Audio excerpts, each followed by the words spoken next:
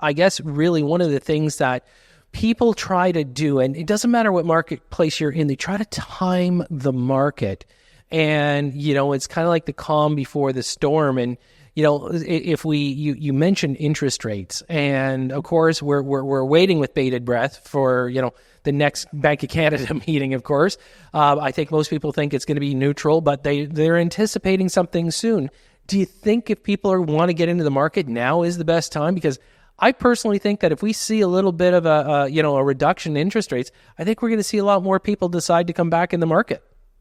Absolutely. We did a bit of research in the first quarter, and 51% of Canadians who were interested in buying property in the next 3 years. So that was sort of the group we surveyed. 51% said they just needed to see some indication that rates were coming down. It was less important how big the drop was. It was more of a confidence thing. They wanted to know that the direction was normalizing, going lower and not potentially leaping forward again. We got tricked in a way by the overconfidence in policymakers in the spring of 2023 when they claimed that inflation had been tamed and that it ticked back up and rates rose again. So, people are wary.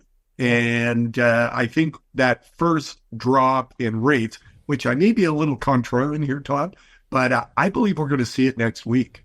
I think next week at the June 5th Bank of Canada announcement, we'll see a 25 basis point drop. The cards are on the table. Inflation is down. If you pull out mortgage, the increased cost of mortgage, we're down to under 1% inflation now. And I believe the bank is going to make the decision that they don't want to send this economy into recession. They've pulled off a soft landing, and they can't keep waiting for the real estate industry to cool because we don't have enough homes in this country, and it's not going to happen. So in a way, they're abandoning ship on the housing file, and they're going to let prices be what they might be and save the rest of the economy, if that makes sense. No, Phil, and I'm glad you brought it up because it does make a lot of sense. And one of the things that I think, if you and I had Tiff Macklin in a room, and folks, he's the head of the Bank of Canada, is the fact that, look, at a quarter point, as you said, it changes the sentiment for people. It changes their mindset saying, okay, you know what, we're not going to see further increases. We're going to go in the right direction. But it doesn't bring the speculators flying back to the market. I mean, like when you think about it, when we talk about stress test, we talk about GDS, TDS ratios. I mean, so we go from 5 to 4 and 3/4.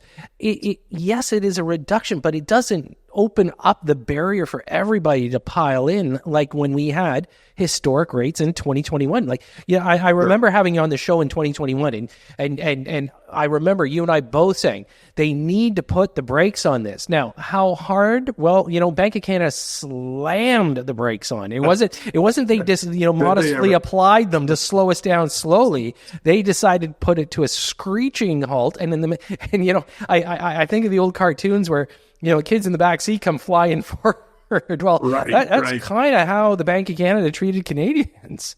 Right. The Roadrunner running into a brick wall, that's what it felt like. Yeah, it certainly did. So I do, listen, I am sure everybody is on your side when you say, hey, listen, the next coming bank rate decision would be great to see it.